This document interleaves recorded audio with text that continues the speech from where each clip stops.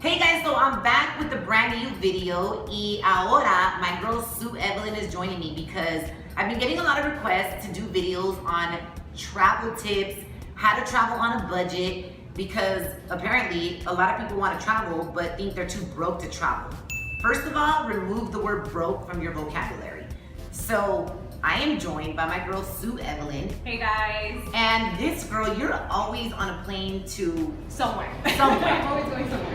You just came from Mexico, you've gone to Cuba. I just got back from Miami, Chicago, New York. So yeah, I'm constantly traveling.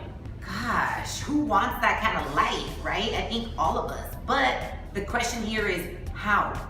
How can we travel more? My job, I only make $12 an hour. I can't do it. We're gonna let you know right now.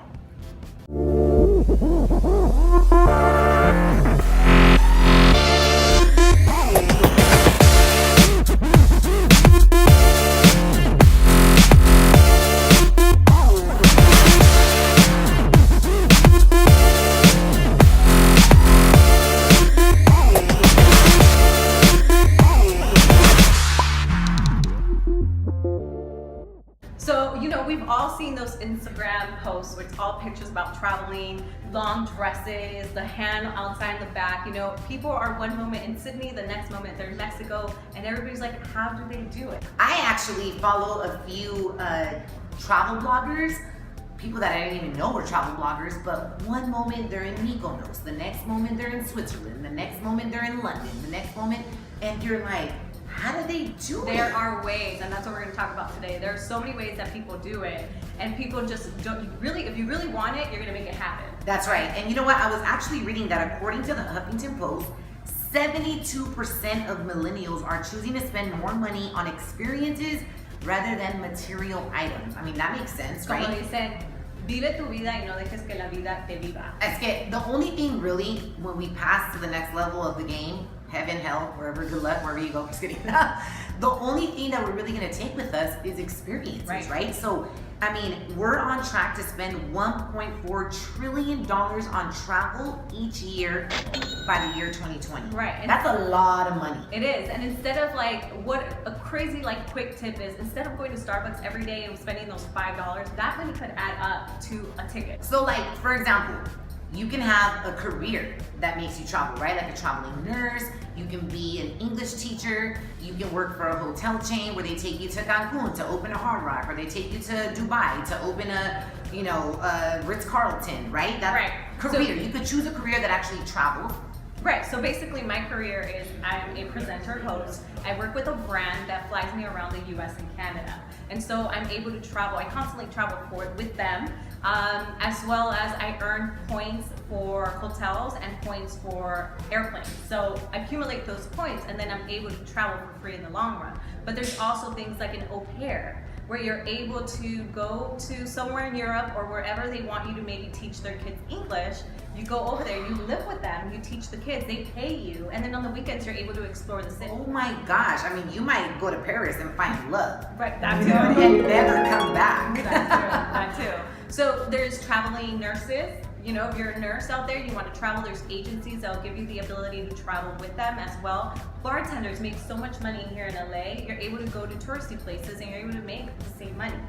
Or work at a hostel. You want to go to a hostel, you want to live there for free and not pay, you're able to work at the hostel maybe 4 hours a day or something like that, and they're able to give you a place to stay for free. You know what I noticed with this time that I traveled to Tulum? There's a lot of hostels in Tulum, and there's a lot of backpackers that literally all they take is a backpack with their clothes, with their cot, and they just land at different hostels. And for example, how much does it cost to stay at a hostel? A hostel, it depends where you go. It could go anywhere from $30 a day depending on the room. So hostels, you have a big room where there's different beds, bunk beds, and you're able to sleep with other people, or you're able to get your own room as well. But it's much more affordable than staying at a hotel.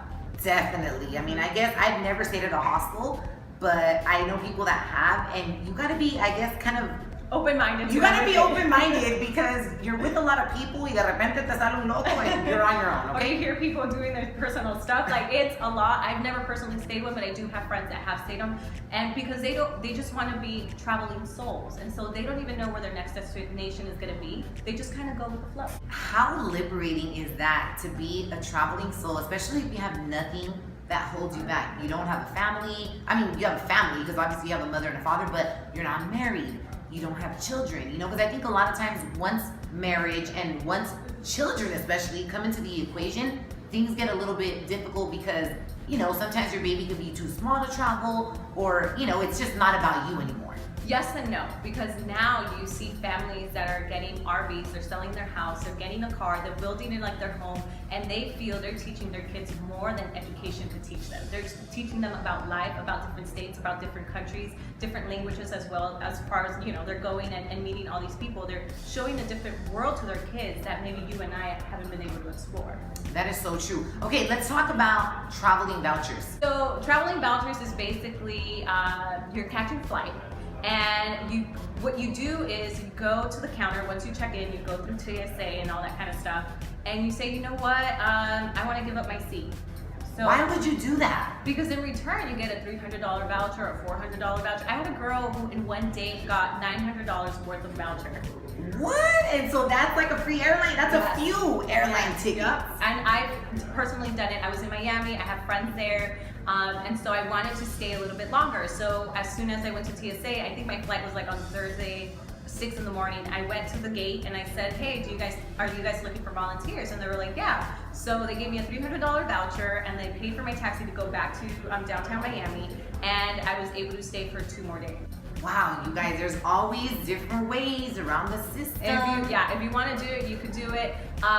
I would suggest though, if you do something like that, like I'm a light traveler now. Before I had like 2 luggages, you know, coming with me. Like, you know, I was a big packer. Now I just have a carry-on because it gives me the ability to be flexible. Take like 3 calzones and then just lavalos a mano and be like ready to go. Or sometimes you gotta go commando. Ooh, I'm loving these tips. Okay, and last but certainly not least, mistake fares and great deals. Yeah. Let's talk about that. Okay. So there's always mistake fares going on with different airlines. The person that puts up the fare, it's a person, you know, they're gonna make mistakes. Sometimes they don't put the fuel charges or something like that. I've never met a human that makes mistakes. So Wow. I've done it. There was a ticket, non-stop round trip ticket to Japan for $400.